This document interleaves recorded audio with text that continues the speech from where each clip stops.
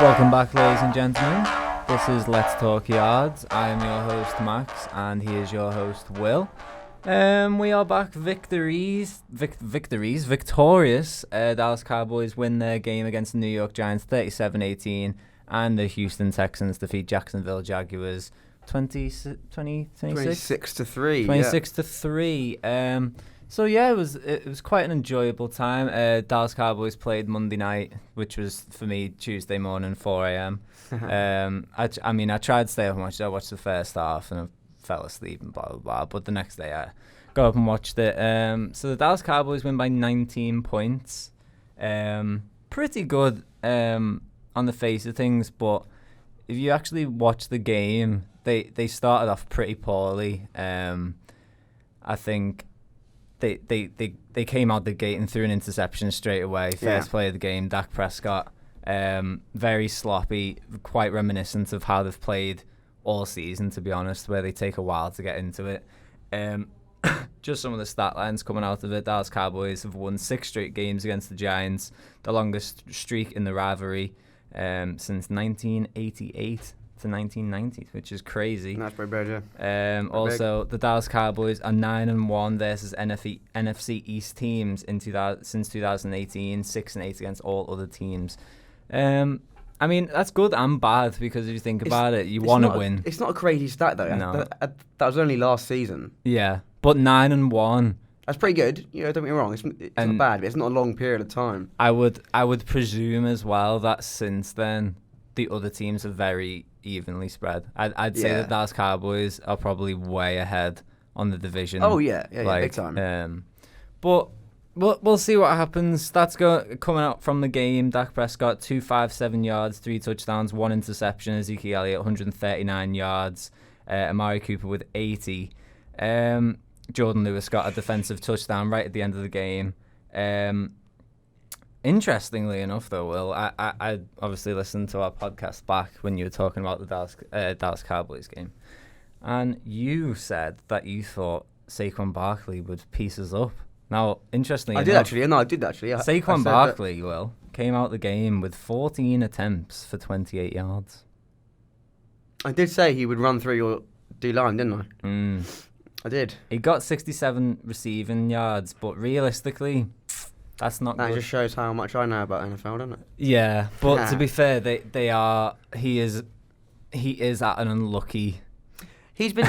This is the thing with the drafts. I mean, I know. You have to be fair and everything, and the draft has been around for such a long period of time, and like literally every single American sport has it, and now British sport has it. Like now British cricket has a draft. Yeah, but I just don't think it's entirely fair on players that have been playing on top of their game in college for 4 years, or 5 years maximum, and then they go to a team, an NFL team. Don't get me wrong, they make some money, they get experience, but they're not winning games, and they're not in a position to. I mean, they might be in a position to change a team in 5-6 years down the line, but in 5 years down the line, if you're fed up of losing, you're going to want to trade teams, aren't you? I think it depends how bad the team is. Do you know what I mean? Yeah, I think and it's all based on the draft. So yeah, you might get drafted to a team that is really poor that year, but 1 or 2 drafts down the line in your third year, which is like because everyone starts off rookie year, they're feeling out. Second year, a lot of people actually slump a little bit. That's true. The other teams figure them out. Third year is rarely where you get your breakout stars. If you look back on it, when I started watching the NFL, the Kansas City Chiefs were always picking in the top 5. Big time. Oh yeah, big time. They were a trash team. They were a trash team. And look at them now. Do you know what I mean? Yeah, but how long did that take? How long have you been watching the NFL for? A long time. It takes a long time to build a team through drafts. But even when Kansas City picked Mahomes, that was 11. I don't know whether they traded up, though. I can't be sure. I'm not sure they traded up. No, they didn't, because the Bears traded up and missed on Mahomes and Watson to get Trubisky. Jesus Christ. I don't know who the scout is for the Bears, but he needs to go. But because Mahomes wasn't traded up for, I don't think. Unless the Chiefs traded up for him previously in the previous year, I'm not entirely sure about that. But I know the Texans didn't trade up. No, I don't. And I know that the Texans waited, didn't they? Until we waited for Deshaun. We needed a QB because we didn't have. I think anyone. everyone knew he was gonna I don't think anyone expected. But like from my opinion, I think the draft it's not a bad system, but it's not the best system because players get almost forced into a team. A prime example is the Miami Dolphins, isn't it? Who got traded and then who was asked to leave? Mika Fitzpatrick. Fitzpatrick wanted to leave. Asked his agent, what was it, 2 weeks in, or after the first? Was it? No, it was. I think it was 2 or 3 weeks in. He asked to trade. Yeah. He obviously hasn't, has he? But no. Well, he's gone to the Steelers, hasn't he? Fitzpatrick. Oh no, he has. Sorry, He got an interception against him last week. Push back, But anyway, the player of the game, I thought this week, funnily enough, if you're paying attention to any NFL memes around there, was a little resident black cat that found his way. Oh, I know, man. That was sick. Onto the pitch. That was actually so cool. How does that happen? I honestly don't know. I mean, whose cat was that? I don't know. Is someone trying to sneak the cat into the stadium? I just think, I mean, where was it? It was at the Giants game. It was MetLife. It was in New Jersey, wasn't it? That's not. I mean, I know it's a little bit built up around the area, but I don't think there's much around the stadium. Yeah. So a cat must have gone a long way to get into the stadium. Proper sneaked in. And I don't think it's easy to sneak into a stadium. No, you have to get past security. You have to get ID checks. Where's his ticket, man? Exactly. Did anyone frisk this cat? Yeah, man. He's got knives on him. What are you doing? But no, he must have gone in through a back door or something. He must have done. I don't know. He must have gone through a warehouse door or delivery door or something. The best would have been if. Obviously, the security guards are running around after this cat. You could see some of them like trying to entice it in and things like that. Could you imagine if like an old lady came in afterwards and was chasing it himself and had little cat food with her and everything like that, trying to get her? I'll tell you what, man. MetLife, I don't know, like the NFL in the UK are hot on security. Like you can't have handbags, and a cat gets through. Bro. A cat. I'll bring my dog next time to an NFL game and let him on the field and let him run loose, man. See how like that. But anyway, so. Golden Tate had a really good Odell Beckham-esque catch. He did actually, didn't he? Yeah, he did. One-handed grab, that was huge. That's pretty big. I thought it was interesting when the black cat came out. I think after that, I kind of changed the fortunes for the Giants. The Giants were 12-3 up with 1 minute to go, and Dallas Cowboys scored a touchdown with Blake Jarwin. About a 30-yard touchdown. Yeah. And so that made it 12. So it was 12-3. It was 12-10. Doing quick math there. And Daniel Jones gets it back on 3rd and 5. I think it was 3rd and 10. He throws from his own 20, like a bomb down the field, and it was a bit too short. And Xavier Woods picks him off, runs it back 29 yards, and gets it to the 40-yard line. So he pretty much gets them into field goal range now. A minute to go before half-time, and the Giants are giving up 10 points. That is huge. That is 12-3 turns into 13-12 at half-time. And the Dallas Cowboys will have been thinking a bit similar like in football when a football team's doing quite bad, but then nicks a goal before half-time.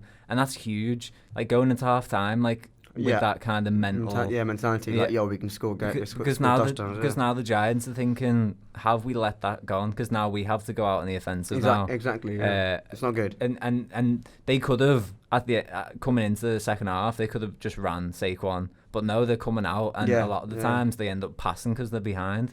But in the second half, Xavier Woods ends up getting a forced fumble. Overall, Dallas Cowboys get 5 sacks, held Giants to a 1-5 in the red zone, which I thought was huge. Of 5 times to get down the red zone, and they forced them 4 field goals. That's pretty good, yeah. Well, I mean, forcing field goals, sort of, I don't know, it's good and bad because field goals can win games. They can, but if you look on this. Look on the bright side, I guess, yeah. 18 points, it could have been 35. It could have been a lot. And they still would have won because they won 37. Jordan Lewis also gets a defensive touchdown. And Xavier Woods wins NFC Defensive Player of the Week. He does, yep. So that was I thought that was quite nice for him because... Nice little because win for him. Our safety play hasn't been the best, but... I thought it was a bit unfortunate because in the same game, Antoine Bethea got the interception and forced the fumble also, but they lost obviously, so I think they gave it to Xavier Woods. But I mean, all in all, going into next week, They just played. I'm not getting ahead of myself because they just played a poor New York Giants team. Don't get me wrong. Like this. Yeah, don't fool yourself with a little bit of hope because I'm not being funny. That Giants team wasn't the best. And the Dallas Cowboys, especially in the first half, played very similar to how they have been this season, which was very poorly and sloppy. Very lucky to be in the lead at halftime, and towards the end of the game, end of the third quarter, fourth quarter, they woke up. And I don't know why they do it. And I was saying I'm being pissed off because they did it against Green Bay. They left it to the last minute, but it was too late. But this time it wasn't too late because, you know, the New York Giants aren't the Green Bay Packers. The New York Giants aren't, you know, the New York Jets. Exactly. But going into next week, we are actually against the Minnesota Vikings. I'm struggling to call this one, to be honest. I think this is going to be a tight game. The Minnesota Vikings obviously lost last week to the Chiefs, but Dallas Cowboys are at home. Both got very similar records. I think both play very similarly. Apart from, I think the Vikings don't have as much of a dual threat as the Cowboys do because Kirk Cousins isn't exactly mobile. Yeah. But with Dalvin Cook, Ezekiel Elliott, very strong running backs. I thought Zeke had a really good game as well. But I actually think the Dallas Cowboys will win because I don't know where I heard it, but I heard, because we were talking about Kirk Cousins and what we've been talking about over the past few weeks. Apparently, I don't know whether this is true, I'm going to need to look into this. Kirk Cousins is 1-27 against winning teams. 1-27? Christ, that's not good. No, I don't know whether that's true. I don't know how you'd even value that, because that's a lot of stats into one stat, isn't it? That's a lot of information into one stat, but that's pretty mad. If it is. Yeah. So and since I've been like supporting Dallas Cowboys, Kirk Cousins was obviously a Washington Redskin. Yeah, same. He's always been sort of an okay-ish QB. And he's never. He can tear up teams, but he's never done it against the Cowboys. He's never. I don't think he's ever had like a standout season where he's had like crazy stats. Nah, he's been sort of up and down, but like on a level of consistency being okay-ish. Like he's not bad. He was never bad, but never Aaron Rodgers-esque, or never pulling those sort of crazy throws, crazy plays. I think both defenses are good on each team, and I think the Dallas Cowboys. I'm going to be optimistic and say the Dallas Cowboys are going to win 21-17. Optimistic in the AT&T Stadium. Fair enough. What do you think? I think the Cowboys will win. You think the Cowboys? Fair enough. Cowboys Good. will win. Yeah, Good. Cowboys will win. I'll give it that one. Nice. So moving on to the Houston game, we were playing in London against the Jaguars. How was that? Wembley. I went to the game. It was very, very good actually. We had good seats. We were on the on the 45-yard line, something like that. It was pretty good seats. We were pretty high up, but involves a good nosebleeds. Involves a good It means a good view and stuff. But, yeah, it's like a little. Do you know when they do the crane views, like the coach views, when you can see all the formations? It was and pretty good like actually. That, yeah, I mean, I tell you what, I learned a lot. I learned a lot about how Bill O'Brien uses almost the same formation at almost every single time. Is that a bit of a snipe in a positive? In play calling, yes. Right. Yeah, I was going to say. From my point of view, I think he needs to up his play calling game because we weren't doing much in the first sort of 2 or 3 quarters. No. Don't get me wrong. Houston played well in the second half.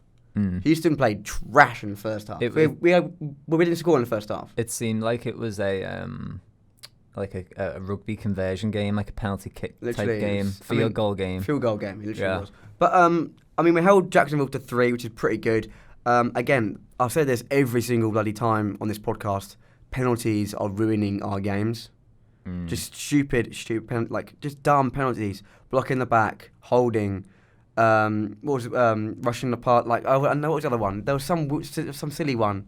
It was like aggression on a player. I don't even know what it was. I don't even know what they called. It was just we on the first couple drives. We were literally, our first down marker was 50 yards down. Oh yeah, the first and 35. It was like first and 35, something ridiculous like that. It's like, what the hell are we doing? Just silly penalties. And we'd done okay to get down to the 35-yard line of their 35-yard line, and then we got pushed back to our like 40. Yeah. Do you know what I mean? It's just like stupid shit like that. It's wasting time, wasting plays. But towards the second quarter, I don't know what happened to the Jacksonville Jaguars, man, but they went to poo. Gardner Minshew did not have a very good game at all. Actually, I'm not gonna lie. So I'll get his stats up right now. They might have had spent too much time in the pub. Yeah, I'm not gonna lie. I think the travelling had an effect on Gardner Minshew because in the second half he was bad. That's a shame for the Jacksonville fans. Oh, it is bad because I mean they are the home team, and I tell you what, there are a lot of Jacksonville fans in London. There's Jaguars jerseys everywhere. I mean, I know it was a Houston game, so there was a few Houston game jerseys. But when I've been to previous games, like I went to Oakland Chargers, I've been to like every game since 2017. And every single game I've worn my Texans jersey, and when you walk around London, there's 80,000 people in the same stadium, and I've maybe seen 2 or 3 jerseys. Yeah. But like this year, I saw maybe what would you say? A couple of 100 Texans fans jerseys. What would you say in the stadium? It was towards the end of the first half. Percentage-wise, what was it split? It was all Jaguars in the first half. Yeah. It was all like get loud, all blah blah blah, all this sort of like NFL nonsense, like stadium crap, like get loud, make noise, defense, all the time. Which is like, don't get it's good. Like it does get up the atmosphere, but British fans don't respond to that. British fans are like, what the hell are we doing? Yeah. And obviously, I can see it, but like others, like there was a group of like lads next to us in the stadium, and they were like, "Why the hell is it saying make loud on the screen?" Like, do you know what I mean? So I think they've got up their game on that. But towards the second half, it was all Houston. Hey, what you have to appreciate though is British sport fans in general, are only used for a game going 90 minutes. Yeah. So they only cheer the first half because that's about 90 minutes, and then the second half it's just dead. Exactly. Yeah. But yeah, like Jaguars fans were sort of leaving at the end of the third quarter because we were dicking themselves. I mean, like you know what I mean? Like, I know it's one of those things that people always talk about, like leaving games early, and I hate it personally. You've bought a ticket, you stay for the game. Yeah, but it is one of them though. It's not like me or someone around here locally going to a Liverpool game and leaving early because they're either 3-0 up or 3-0 down. Yeah, it's like an experience. It's exactly. It's not something you leave. You don't get it. Like, if you want to go and get a Krispy Kreme donut from the little stalls, that's sweet. That's man. fair enough. Come back. You and go and get a enjoy pint. yourself. You go and get a few pints. You chill in the bar. You don't need to leave. Wembley in itself is good enough to just stay and chill and talk to people. There's always stuff to do. And after the game, like I know it's hard to get out of Wembley Stadium. Like, don't make it wrong, it's impossible to get out of there like in a rush. But leaving early, what'd you gain from that? An extra hour in bed at home? Like, nah. But I mean. Anyway, so going to the actual stats of the game, Gardner Minshew did not have a very good game at all. 27 over 47, 309 passing yards, 2 interceptions, 59.6 passer rating. Jesus. Not bad. Not bad. Not bad at all. No, awful day for Gardner. But Deshaun Watson, though, had a game.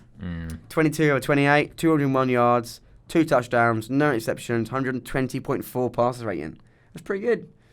I mean, I think he's your franchise player. He is a franchise player, yeah. 100%. Without Deshaun Watson. So, receiving, we didn't do very well. But I tell you what, man, our run game, it's pretty good. It's pretty good. Well, we've been saying you've been kind of iffy about Hyde, every week Carlos Hyde. I think he's been Carlos Hyde. I've been a bit sort of on the fence with Carlos Hyde because I wasn't sure what he could do. But 160 yards, 19 attempts, average of 8.4. Average of 8.4 is damn good. He did have a massive one though, didn't he? We had 2 massive ones, and the massive one that is on NFL website all the time is when, I'm not sure who it was, but some Jacksonville corner or safety knocked the ball out of his hand literally on the 1 yard line and forwards a touchback. Which, don't get me wrong, it's one of those things that it's damn it, we've lost the ball, we were going to score, but then the first play afterwards, I think it's Reed got a pick straight again. So I mean, and we scored from that point anyway. So it's not. I was annoyed at the time, but then in the longer scheme of things, we then scored a minute later. Exactly. So I wasn't bothered by that. But I tell you what, man, the fourth quarter was pretty mad. We had like 2 interceptions, fumble recovery, Carlos Hyde's long run. It was pretty mad fourth quarter.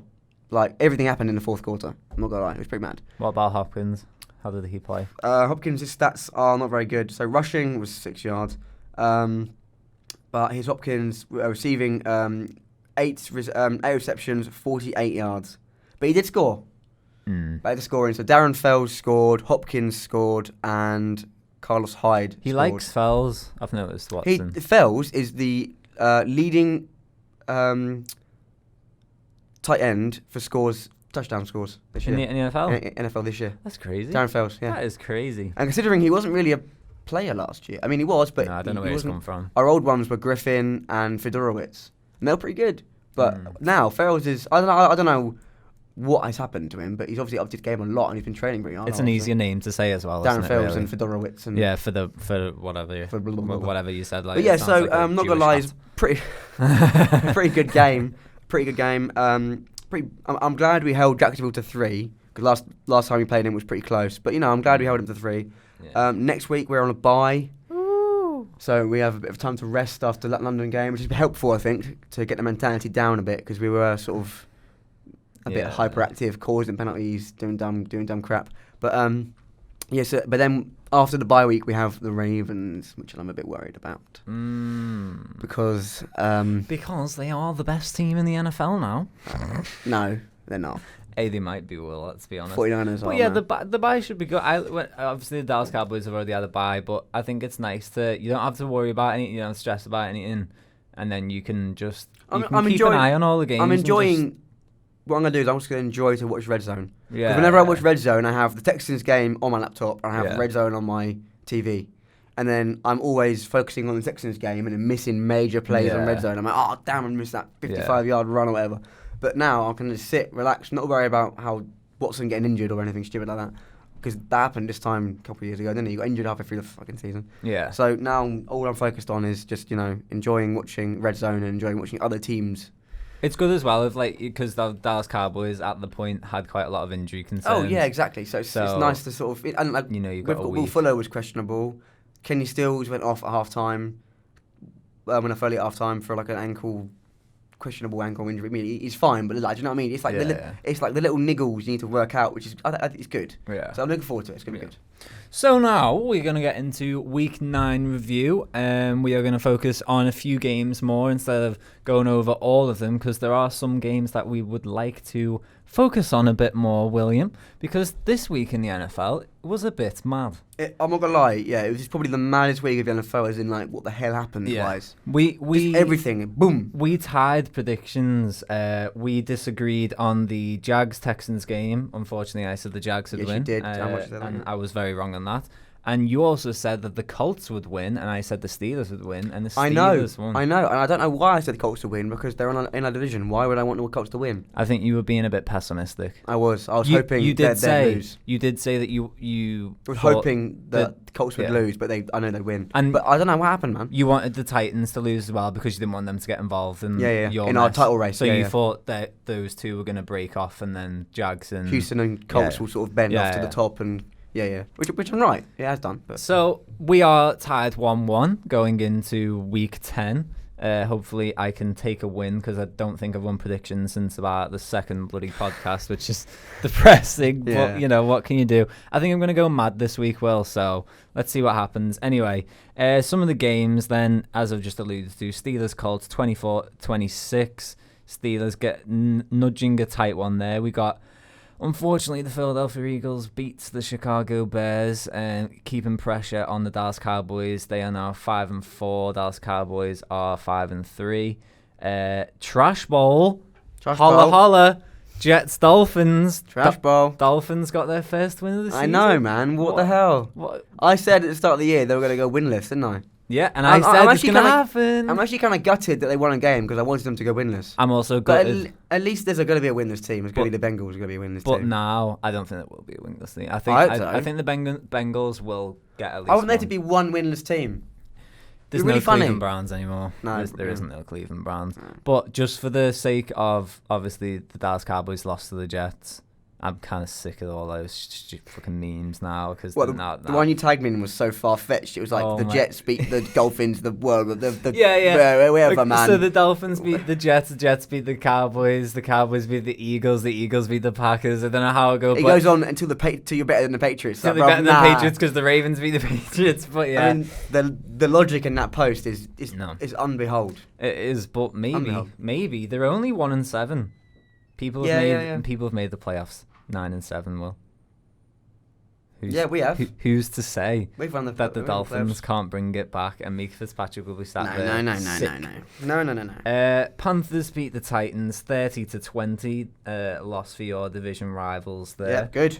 4 and 5 they stand now.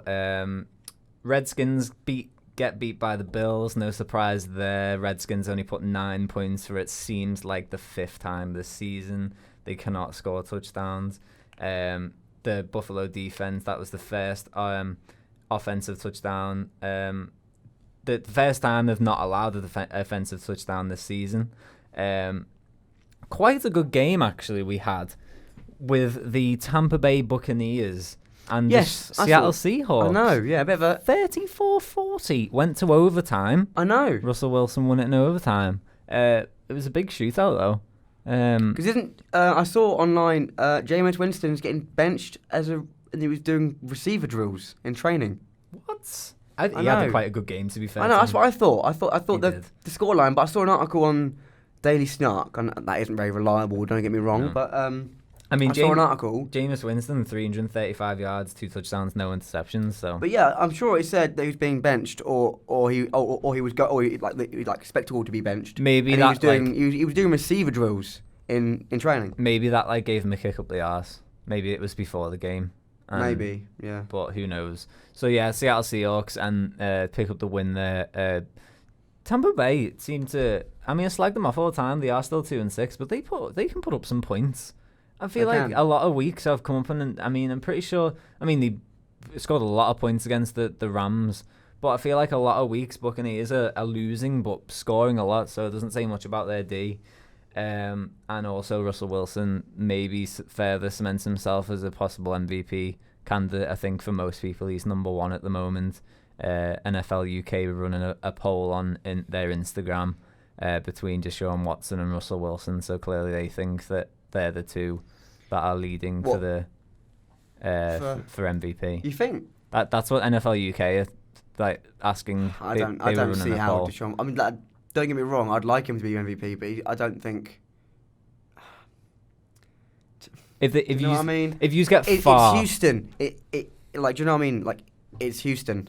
People don't like Houston. People don't accept that they're it's like a big team. They're still the new kids on the block. I know they've been in the league for 17 years, but they're still new. Do you know what I mean? If you get to a championship game, which I don't think you will, then I would say Deshaun Watson is, because if I'm looking at all the teams around the NFL, maybe there's not been a standout player this year, has there? But how I look at MVP is if there's someone that they're the most valuable player to their team, maybe not in the league, but they are the most valuable. So for me, the most valuable player at the moment for the Dallas Cowboys is Amari Cooper, because every time Amari Cooper plays, he scores. They're a completely different offense. Without Deshaun Watson, the Houston Texans record for me gets flipped. There's no way they're 6-3. They're 3-16. Deshaun Watson. He was the sole provider of our 9-game win streak. He's doing it without DeAndre. If DeAndre Hopkins is still the best receiver in the league, this year. No, if he was still best receiver in the league, I'd be like, oh well, he's got the number 1 wide receiver. They're kind of a combo tandem. Yeah. But maybe aside from Aaron Rodgers, who I think most of the time makes average wide receivers look really good at Green Bay, Deshaun Watson is carrying that team, that offense anyway. Oh, the offense. Yeah, and especially, I know they only gave up 3 points, but Gardner Minshew had a poor game. Especially when a QB can look good if their defense is really good. And your defense can be good. It can be good and it can't be good. But it's very inconsistent. We can force 5 turnovers in a game and then allow 50-odd points. Do you know what I mean? It's one of those, there's no toss-up, there's no in between. But I also think because Russell Wilson, he does not have the defense that he once had when he was winning the Super Bowls, and that was always his thing, did the Super Bowls win it for him? But I think now he's showing that he can win a Super Bowl by himself. He is the offense, and he's making Tyler Lockett look like an absolute G, to be honest, because Tyler Lockett is racking up points in my fantasy league. He got 48 fantasy points, or 38. It is mad. That's stupidly high. And also the last game was the Browns-Broncos. We both said the Broncos would win, and they won. Yeah, so pretty mad that game. what can I say? But anyway, The first game we're going to be focusing on here is the 49ers against the Arizona Cardinals. The Arizona Cardinals, they took it close. I mean, like 28-25, San Francisco are now the only undefeated team in the NFL. It's pretty close, yeah. I'm not lying, 3 points away. Basically, their D is quite good. The problem is with Arizona was Kyler Murray. You can see a lot of potential, but he holds onto the ball so much, bro. Too long. They lose so many yards from sacks. It's unreal. He just runs and he shits himself and runs backwards. Instead of just dropping to the floor, he runs backwards, loses so many yards. It's ridiculous. I think for the first time, I think that this San Francisco 49ers D looked quite poor. If I'm honest, I mean, I think that the D has been carrying them this season because I don't actually think Jimmy Garoppolo has been that good. No, I don't know. Well, I mean, I'm not gonna lie. I think the standout players for me is Garoppolo and Kittle. Yeah, they're the main two that stand out for me. Yeah. Well, I couldn't even put my finger on a wide receiver. I've been watching them, not much, but they're like in the background, like this is, and they're pretty good. Yeah, I'm not gonna lie. I know they shouldn't have allowed 25 points against the Cardinals, and they should have had a higher scoring game against the Redskins. But we'll put that down to the weather on the Redskins game. And this game, I don't really know what to put it down to. Well, they were 28-14 up, and Cardinals had a late spurt at the end. So it wasn't like it was a decider. It wasn't a close, a tennis game. To be fair, I actually thought that I penned this down. What was the most crucial point in this game was where I think it was lost and won for the 49ers was the 49ers went for it on 4th and goal, and I think they were about 2 yards out, and the Cardinals stopped them. This was 4 seconds to go. Stopped them, turnover on downs. They're going into half. Cardinals were up, I think. And the Cardinals coach calls a timeout. So he gets it in and then they're showing on the replays, oh no, blah, blah, blah. He called it in. So they redo the play because the Cardinals coach called a timeout. So instead of them stopping 49ers on their own goal line, they have to run it back, and then the 49ers get another chance, and then they score a touchdown. I thought that was huge because that's a 7-point swing there, and they lost by 3. And they lost by 3. Yeah. So that's huge. But yeah, so 49ers, I don't know when they're gonna lose. Maybe to us in the divisional round, but yeah. So the next game that I'm going to focus on was probably the main sort of upset in the league, I'd say. Well, not upset, but shocker, I'd say, in the league, which is the Patriots-Ravens game. The Patriots lost to the Ravens 37-20. Now, the Ravens have been 11 at home in prime time. Sorry, 11-0 at home in prime time since 2011. That's good, sick. So, in prime time, Ravens perform, man. That's quite... Since 2011, so that's in basically 8 years. That's crazy that they've only had 11 prime time. I know I'm a Dallas Cowboys fan, so to be fair, they've probably had about 30. Houston have had never in prime time. Man, they're never in prime time again. Welcome to the big leagues. 37-20. I'll tell you what, man. Lamar Jackson had a game. Ooh. 17-23, 163 yards. I've been a bit up and down about Lamar. 61. But Jesus Christ, he was good. He's good, man. He's so good. He destroyed them. He was playing some tricky shit. He was literally...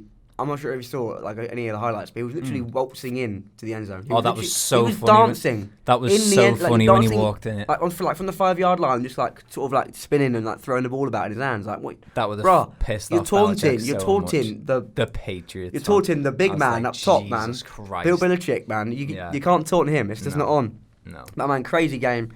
Mark Ingram had a standout, 115 yards, 15 attempts, 7.7 rushing.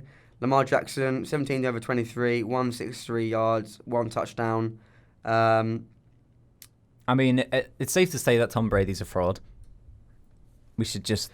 Is he, though? We should just refund all the Super Bowls. He's assistant QB, man. Which proves it. I to be honest, I don't think there's much difference between Eli Manning and Tom Brady, to be honest. Imagine if a Patriots fan was listening to this. That's a bold statement. But to be fair, Tom Brady didn't have a bad game either. I mean, he had 30 over 46, 285 yards, 1 touchdown, 1 interception. It's not bad. Jackson had them on strings, though, bro.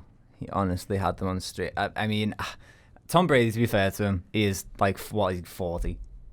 He's 41? in his 40. So 42? To be fair, and I'm only messing, do you know what I mean? He's won more Super Bowls than the majority of bloody NFL franchises put together. He's won 6, isn't he? Yeah. And the highest one someone's won is and that's the Steelers, and they won 6. Exactly. So he has single-handedly matched a franchise record. Yeah. By himself. Well, not by himself, but Bill Belichick in his name, you know. Yeah. But and as well, I was thinking about it. The 2 touchdowns the Patriots scored were actually off turnovers. So a muffed punt and a fumble, and so they only had to score from 10 yards away or something like that. Yeah. So it wasn't even like that. I think forcing down the field, they were just sort of in lucky position. Take them turnovers away, that game's 37-10. Yeah. So I mean, Jesus Christ, like that. Here's another stat for you. So Lamar Jackson is 12-3 as a starter since week 11, 2018. Russell Wilson is the only person with more, as he is 13-3. So he is 1 behind the record holder, which is Russell Wilson. Lamar Jackson was the first QB with 2 rushing touchdowns in a game against the Patriots since Tim Tebow in week 11, in week 15, 2011. So Lamar Jackson is the first person to rush for 2 touchdowns against the Patriots since Tim Tebow. And that as a Tim QB. Tebow era was... Yeah. Way back. That was Broncos. 2011, probably. Was it? Well, Tim Tebow won the national championship with the Gators in 2008. Went in the draft 2009. And then, so 2 years later, he had that stat against the Patriots. Fair enough. Mad, though, that's mad. So, I mean, glory. No one wants to see the Patriots go undefeated, so I was happy. I'm sure I'm happy about the league was going. happy. I hate seeing them win, so it's nice to see them, take a fat L against a team that is youthful. Exactly. So, yeah. Next up, we had your favourite team, the Oakland Raiders, picking up a win against the Detroit Lions, 31-24. I know. What's that about? We're quite high on Detroit, but maybe they're letting us down a bit. I mean, I was slabbing Detroit. I was slabbering about Detroit from the get-go. You've been gassing them up. Yeah. To be fair, I did apologise. You did. I did apologise a couple of weeks ago. I did say, on the record, I do apologise to the Detroit Lions fans, but they are cursed. No matter what you say, all these conspiracy YouTube videos about how they've messed up something 60 years ago, whatever it was, they are still cursed from that loss on the Super Bowl, or whatever happened to them. Yeah. Well, they're cursed, man. All I know is that Josh Jacobs has tied J.D. Smith for the 3rd most rushing touchdowns by a rookie running back in Raiders history. So you sat there saying, "Oh, is he gonna?" I'm telling you, if they get to this playoffs, Josh Jacobs is the rookie of the year. Yes, big time. This guy is insane. And that was your call from the start of the season, wasn't it? Yeah, it was.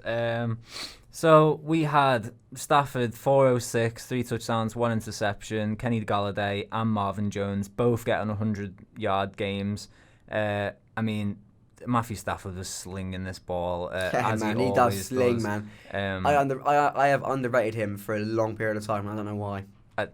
It's because I think I look at him similarly to Tony Romo, to the point where I think they just do stupid shit. Do you know what I mean? Yeah. Like in crucial points in the game, they just do stupid shit. A lot of they had many big touchdowns. Marvin Jones and Kenny Golladay. Honestly, back and forth game. 5 minutes to go. Carr leads Oakland down to the field with Renfro and scores a touchdown. Yeah. Lions had 2-minute drive, and Oakland actually holds them out of the end zone from 2 yards away with 4 seconds to go. So Stafford's going down there trying to lead the game-winning drive, and I mean, Oakland did really well to keep them at the end zone, because I thought that was nailed on to go into OT. Yeah. So I think the Detroit Lions season's a bit ropey at this rate. I think they really need to win next week. They're clutching the strings, yeah. Yeah, and a really good win for the Raiders. They seem to be hitting form, to be honest. They do, yeah. What can you do? But yeah, my next game is the other bit of an upset. The Packers-Chargers. Now, I'm not sure what happened to the Packers this game. They didn't score until the second quarter. They didn't score until the third quarter. So after half time, they had no points. Not great. No. Not great. No. Not a great start. But Aaron Rodgers threw 23 over 35 for 161 yards, 1 touchdown. That's poor. It is poor. It's not poor, but it's, for Aaron Rodgers standards, it's poor. Phillip Rivers, 21 over 28, 294.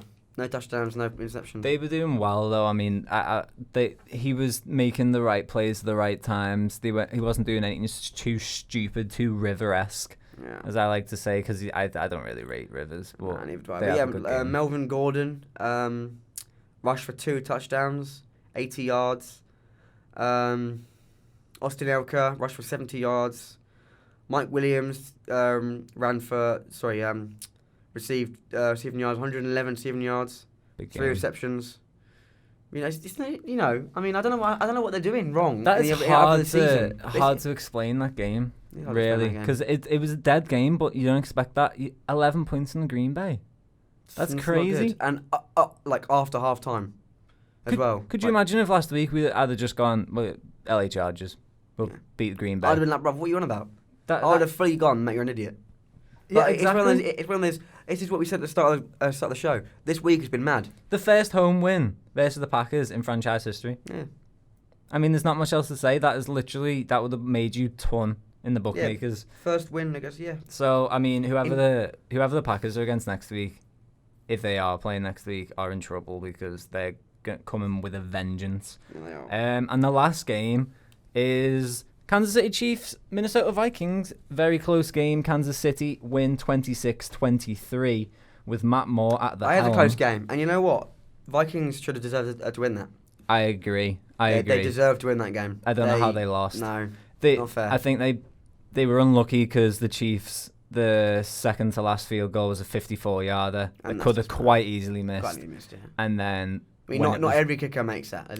Let's be straight. When it was 23-23, their punt was awful as well. Yeah, exactly. So they were punting in their own half, and he only punted it until the halfway line. So, granted, Matt Moore lost some yards on a sack, but still, you could have got them a lot further away from your end zone than that. Oh, yeah, definitely. I didn't think Matt Moore had a particularly good game. A lot of his best plays were bombs down the field to Tyreek Hill, which is the standard. Tyreek Hill just makes those sort of like glitchy catches. But what's interesting is I think the wide receivers of the Chiefs are looking maybe to prove that they don't need him. They don't need the Mahomes, do they? Yeah. It's because I think a lot of people look at Mahomes is the Chiefs.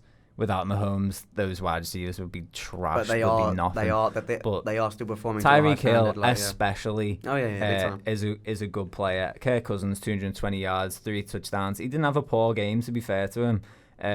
But the highest receiver for them was Laquan Treadwell with 58, who was a name player that I didn't even realise was still going. I mean, I remember him coming out of college, Laquan Treadwell, and he was supposed to be one of the hottest wide receivers, tall, rangy, dominating in college, and they just absolutely flopped. But yeah, going into it, I didn't think the Chiefs. But I said to you, are they really going to go 5-4? I couldn't see the Chiefs because they are a good team, to be fair to them, and they proved me right in the end, and I should have picked them. And 26-23, and I'm hoping that the Minnesota Vikings, when they should have won that game, don't treat the Cowboys with a bit of vengeance because of the I mean, Kansas City have got Tennessee next week. Oh well, and that's an instant win. I'm not gonna lie. It might be. So that'll be 7-3. Yeah. So I don't know. I think I'm not sure because I mean they always do this. They always win ridiculously. They do really well at the start of the season and then seem to flop. But I think with I think the team needs to prove that Mahomes isn't just their team. I don't know how long he's got out as well. Yeah, neither do I. I think he's got a few weeks maybe, but we'll see. So, moving on to predictions, the most popular part of our show. Well, I think it's pretty popular. Predictions, because I want you to at least do one because forfeit. We have to do something. Yeah, we have to do something this week. Otherwise, but anyway, so first, we're going to fly through these. Soldier Field, Chicago, Illinois, Lions at the Bears. Tough one for me because they have similar records.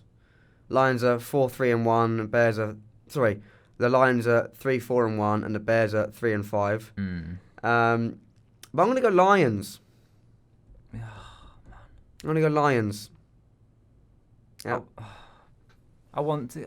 Oh my goodness! I do not like picking the Bears. I think I'm also going to do the Lions as well because I just don't rate the Bears. Yeah, neither do I. Don't rate Trubisky. So no. Go with the better QB. Yeah. So Paul Brown Stadium. The Bengals out of their bye week. Ravens at the Bengals. Is that even worth talking about? Ravens for me. Ryan Finley making his first career start. Yeah. Yeah, Ravens. Ravens if all they day, lose every this day. game, they'll be shocked. Another bit of a sort of one-sider. We've got First Energy Stadium. Bills at the Browns. I reckon the Browns could take this. I'm not going to pick them. Not a chance. But Bills. I'm telling you right now, watch. I've just got a feeling the Browns are going to win, but I'm also going to agree and go the Bills because that'll just be too stupid for me to do. Buffalo has not allowed a 100-yard receiver this season. The only team. Got a decent old team, but they do play the Jets and the Dolphins twice, so... Yeah, true. Who's that's going to happen? So, Lambeau Field, Packers. It was snowing, Packers, this week, I think. Oh, I saw on the NFL Instagram. Panthers at the Packers. Be a good game. That'd be a very good game, actually, no? The Panthers really going to go 5-4?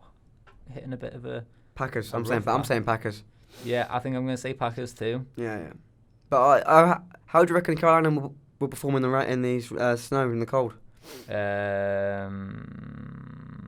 I don't know. It doesn't matter. Because when it snows in Green Bay, it snows in Green Bay. Do you know what I mean? It's not like a sprinkle here in England where we get an inch and it will go to panic. They get a few feet and they're like, I was arguably going to do play. the Packers, but you're saying that it's going to snow. The Packers should be used to that. Well, it's snowing now. Yeah. And by the time the weekend comes, there's still going to be an issue of cold and snow in there. So. Yeah. Mercedes-Benz Superdome, perhaps one of the scariest stadiums to play in. I think. Falcons at Saints, bit of an interdivisional, bit of a rivalry there. Yeah. Saints for me. To be the Saints for me, but yeah, bit of a rivalry. So then birds fall. Yep. MetLife Stadium, Giants versus the Jets. Jesus. Again, another sort of regional New Yorkers. I think I'm going to go the Giants, to be honest. Yeah, Giants for me too, I think. A bit of a trash bowl. Look at us agreeing on everything. Look at us. I know, but like, I'll be funny. But you're an idiot if you agree. No. You're an absolute idiot if you don't say these things that we are saying. I don't want to do another forfeit, so no. I'm not picking the Browns. Raymond James Stadium, Tampa Bay. Cardinals against Tampa Bay. I actually think that... Cardinals are going to win this, Cardinals. I'm going to go the Buccaneers. Cardinals. I got faith in Kyler Murray, man. About it now, yeah. But I don't know.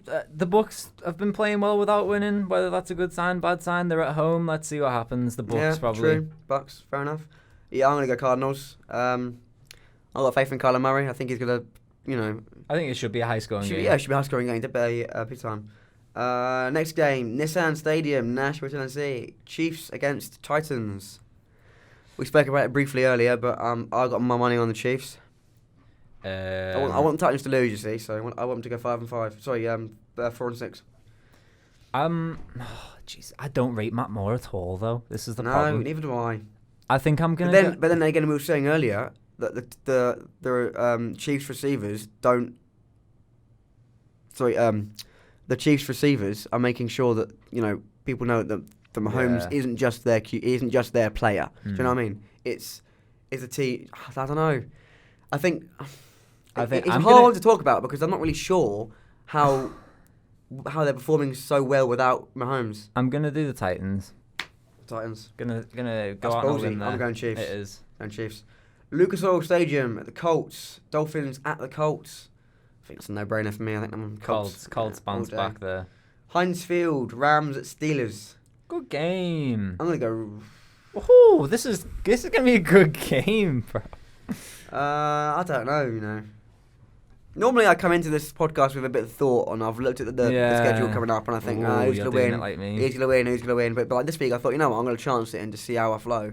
But this one, I'm stuck on. So I don't know. I'm going to go. What a tight game! I'm going to go Rams because I do like Sean McVay as a coach. That's the only reason. Go. I'm going to go Rams too. Rams. I'm going to go Rams too. Vikings Cowboys. Spoke about this earlier. I think the Cowboys might win this, but then again, I don't know because I've always said that the Vikings are a sleeper team. You're gonna change your mind? Yep. You know what? I had a bit of competition in this because we've agreed on quite a few. So I'm gonna go for the Vikings.